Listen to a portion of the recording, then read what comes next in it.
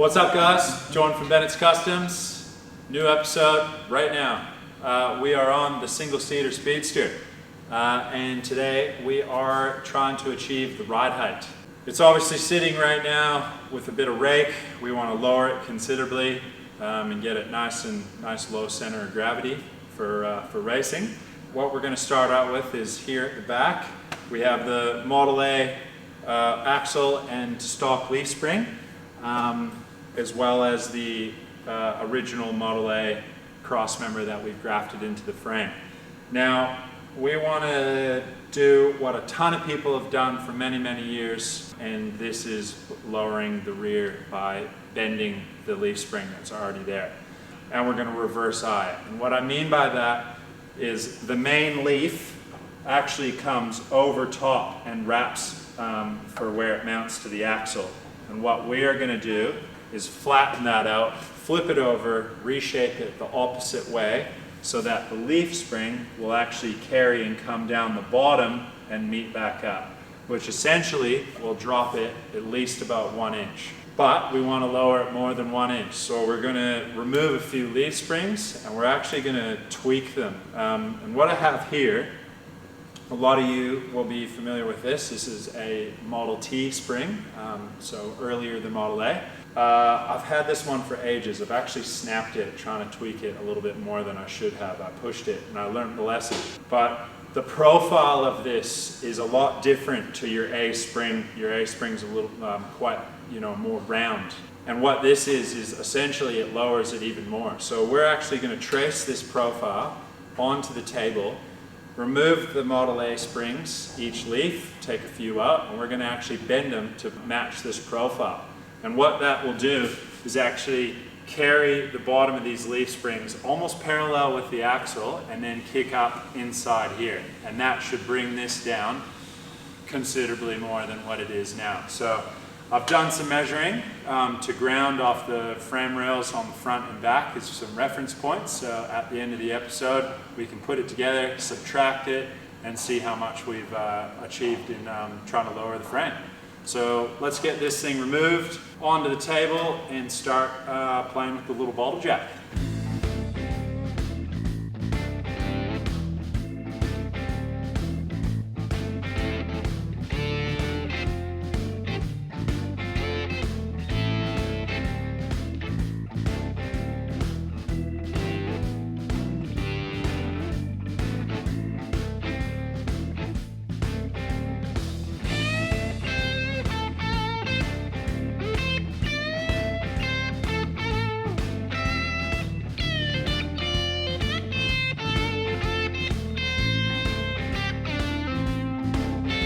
So, got the Model A spring removed and we've got it on the table. I've taken out the main bolt and the 2 clamps on each side.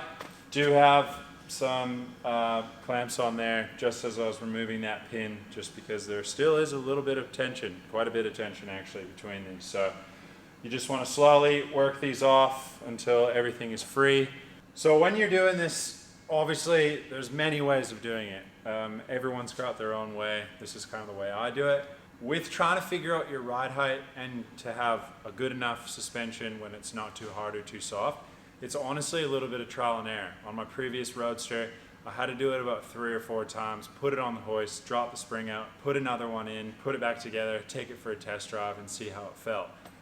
And this could be very much the same. Kind of for a rule of thumb, you don't want to take out too many springs and you don't want to have too many in there. For this car, it's so light as it is, and it's basically me, I'm fat, but there's not a lot of weight. Essentially, we want to always keep the main 2. It's really nice just to have that second leaf as of a bit of a back brace. And then we can just kind of go through and select different ones. I'll probably just use the next one from that.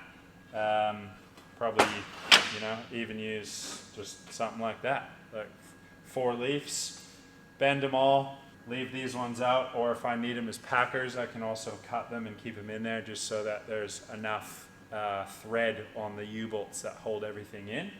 Kind of similar to what you do with a Model T spring.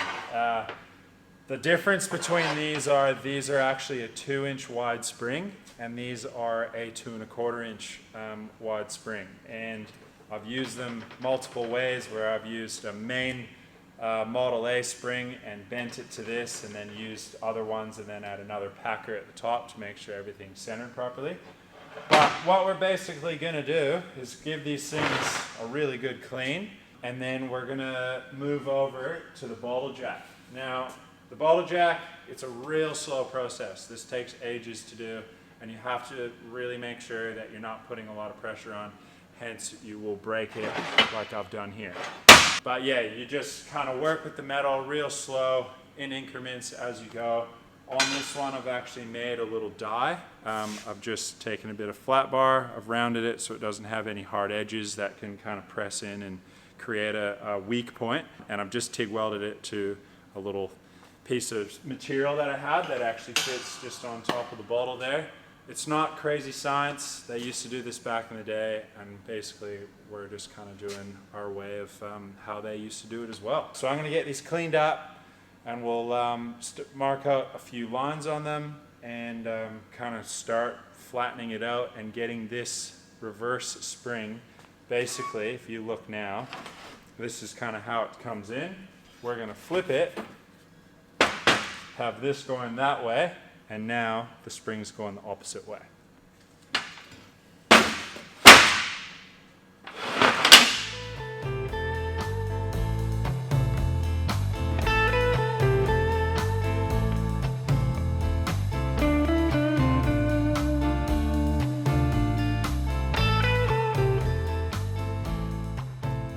Okay, I've secretly behind the lens just quickly gave this a wire wheel, which I will show doing the rest of these. But what I wanted to show you is the difference between Model A and Model T.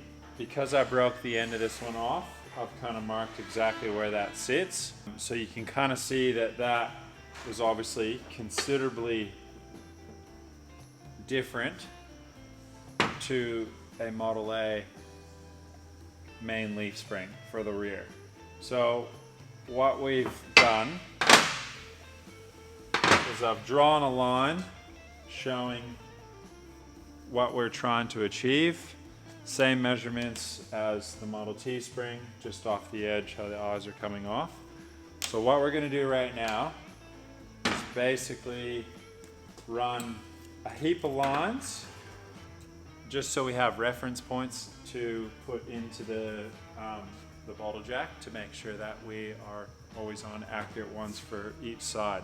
And you can count the number of pumps per side to make sure that everything's equal. Like I said before, it's a fair bit of work. It's obviously, you know, you're not really supposed to be bending heaps of leaf springs, so you just like want to be careful and cautious of it and not go too far, otherwise, like I showed you before, you will break it.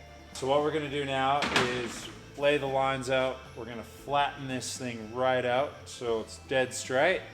We're going to flip it over, and then we're going to start to create this curve out of it, giving that reverse eye so that we lower the 1 inch that we are trying to achieve for this part.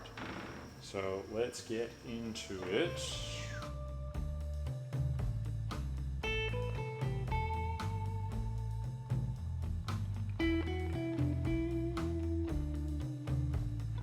Right, so I'm gonna stick this in the bender, and we're just gonna work on these little areas here. So if you look at that, you can just see that little curve. We're just gonna flatten that out. We're gonna work our way across to get this thing perfectly flat. What I've done too is I've obviously taken out the dies for the pipe that you're gonna roll these, and these still spin freely, which is nice. You know, there's probably so many different ways that you could do this, but for kind of what we're achieving, it does work totally fine. It's not the quickest thing. It takes ages. So, you know, crack a beer, put some good music on, and just sit there and just go in small increments. I'm not going too crazy with it. I'm just getting little bits out, Then I'm gonna obviously lower it down a little bit. I'm gonna move over one line. Gonna go straight back. Gonna make sure kind of this is still square so we're not trying to tweak it, you know, a way it doesn't want to go. With just a little bit of love with the bottle jack. And see, these are still spinning, so it's still pulling it in. It's not, you know, there's no strong or sharp contact points that are gonna put indentations or anything into this to stress it out. And obviously, I cannot stress enough that there is pressure on this steel right now, and if you were to go too much, this could snap quite easily, obviously creating some destruction. Hence why I'm keeping my distance away from it. You know, I could probably weld or put some mesh on here to make it a lot safer, but I'm just expressing to you guys that if you do this, for those who haven't done it before, just take your time and just go slow. You don't have to try and go crazy with it and try and get it all done in one bend. You definitely don't want to do that. You just want to keep it uniform. Count your pumps each time if you want, and make a little number in your head so you know how many you're doing per one, and then when you look at it as a reference point, that's going to tell you whether or not you need to go a couple more or a little bit less. So I'm going to pull this out with just a little bit of work, barely any. That is the natural curve that this Model A spring had, and we've gone to the other side and we have basically completely taken that out. So what we're going to do is go to the other side now, take this out, and then we'll start working on the main bit of the base spring.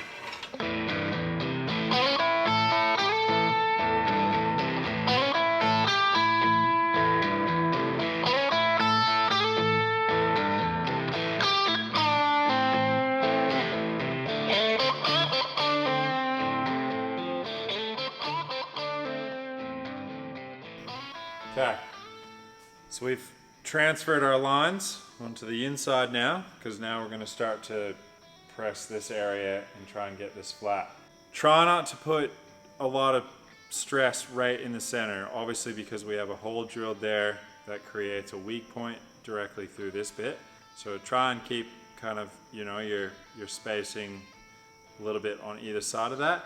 If you do need to do this, there's tons of ways to do it. You can kind of put a plate on both sides with a little bolt that kind of supports it, and you can still go through it. But we'll just work close to it, but not quite on it, and we'll just keep working this way in small increments until we get that flat.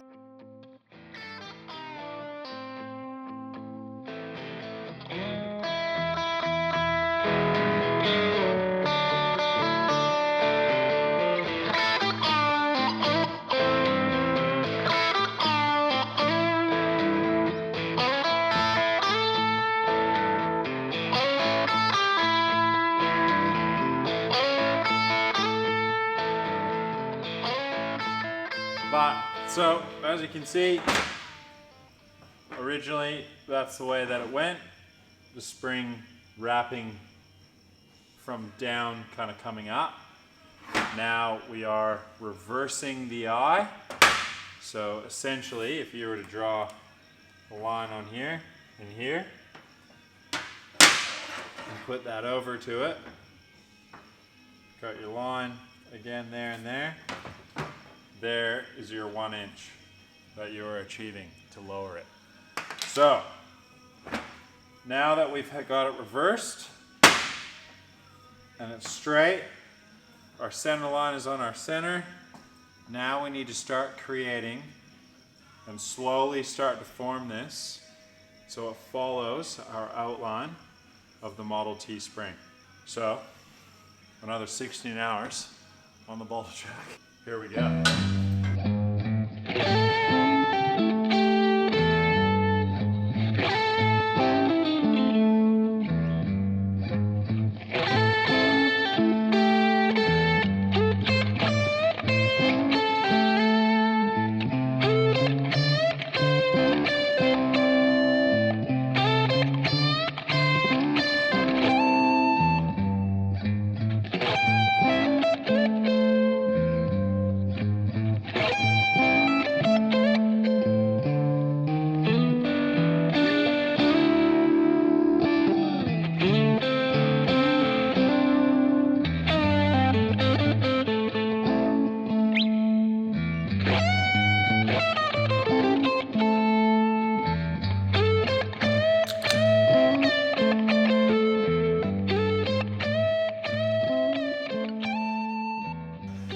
cheated, but I did 2 prior while I was waiting. I actually bent these ones up. Usually I would bend the main one and then each one comes off that, but they're all kind of coming off the same reference point. So now I'm actually I really like the curve of these 2, so I'm just going to work with this now. Basically, we've got the initial shape to the curve of what we're kind of after. It's not very perfect yet, but I will go back and kind of just massage a few of the areas. But we now are going to start to open up the leaf spring and get it out to a position where we can attach it to the axle.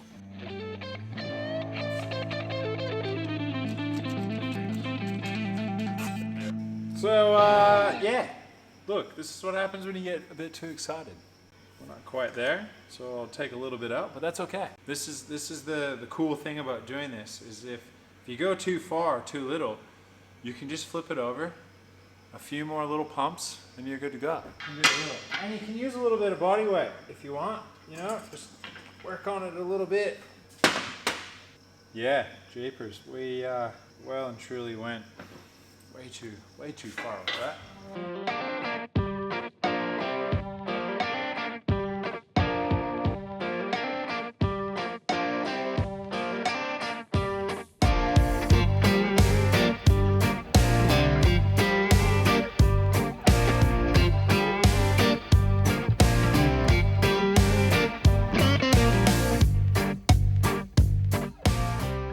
Do this stuff.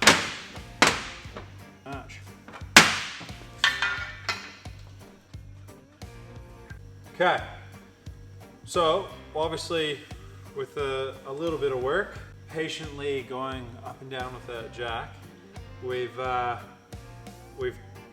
almost replicated the Model T spring shape.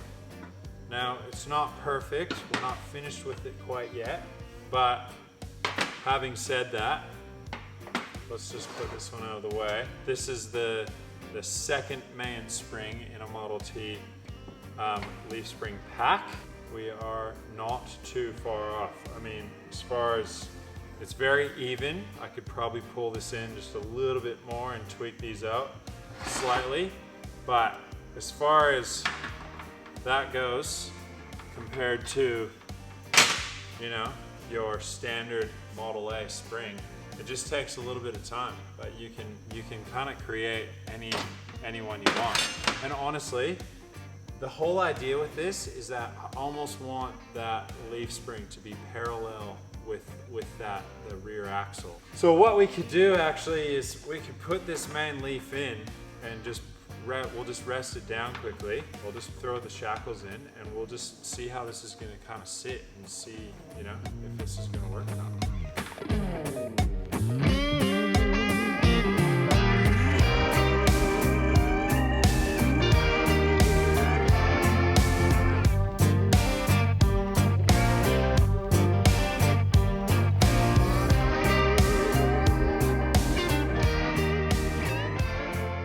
Okay, this is all the bits about doing this. You know how I said I wanted to get that leaf spring parallel with the axle? Well, we've basically achieved that, but there's not a whole lot of room for the suspension to flex. So we'll probably try and just take a little bit of the curve out of this just to stretch it out a little bit more. And then we'll do the same with these. Obviously, we don't have the main leaves in there, so once we have that other one in, it'll stiffen it up a little bit more. Where it's sitting right now, as far as the height goes, this is exactly where we want it to be sitting. We have literally dropped it exactly 100 mil. We're losing room for my buttocks. It looks cool. Low center of gravity. Foot flat. Hold on for dear life. What time is it? 9:19. I can wrap it up.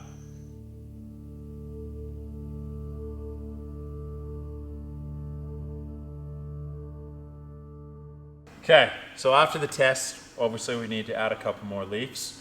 I'm probably going to use the second leaf that I had mentioned before.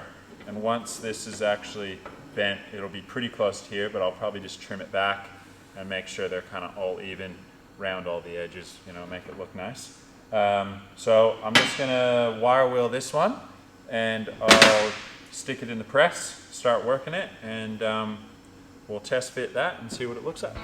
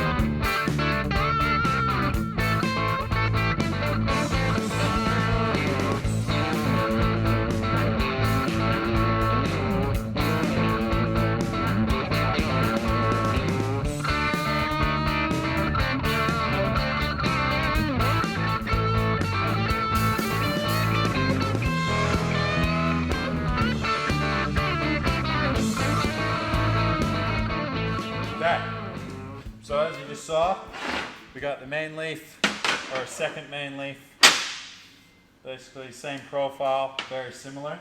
I am going to have to shorten it though, because of obviously reverse eyeing this main leaf.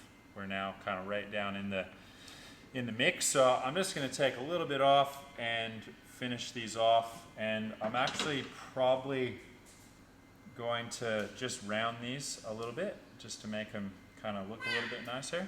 And yeah, so I'm going to continue to do that. There you go.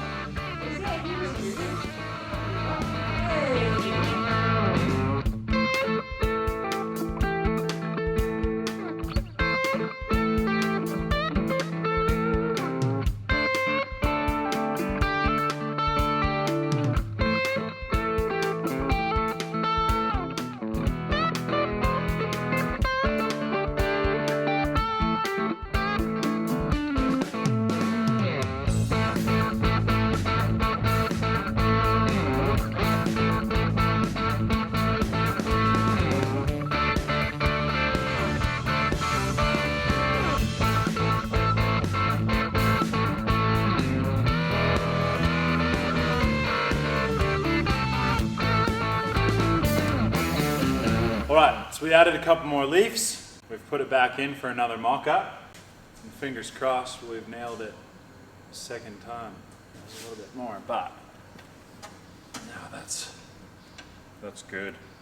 Stiffen it up a little bit, which and what we can do is, obviously you can see how these have a little bit of a gap between them, just to allow that little bit of suspension. We can take a bit of the bend out of these so they're a little bit more firm into this, and this one as well, and that'll kind of hold the shape a little bit better. But as far as height goes, the height is nearly bang on, kind of what we wanted. And we're at, yeah, so just over 100 mil. So about 4.5 inches, which is awesome. So that lowered it considerably. And now I got a nice place to put the seat. Basically, it's going to be something along the lines of that. So.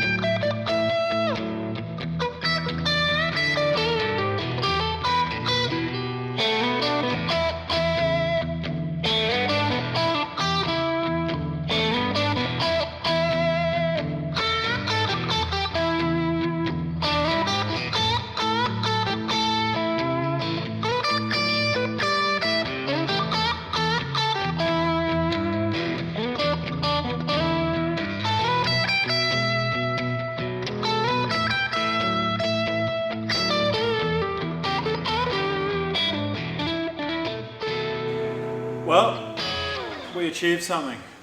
We got the spring reverse-eyed, reshaped, installed, and we lowered the rear nearly about just over 100 mil. It still has quite a bit of suspension to it. Yeah, for now, we kind of have it where we want it until the rest of the body goes on, the cowl, grill, everything else, all the pedal assembly. We won't know exactly with my body weight, the seat, fuel tank, exactly where it's going to sit. We may have to add or just reshape them slightly, but for now, we got the ride height where we want it. With the front, we will wait until we got a bit of the front end stuff more on there, and then we will reverse eye the front, very similar to what we did here. So yeah, hopefully you guys learned a little bit of something with that one. Yeah, make sure you guys like and subscribe as well.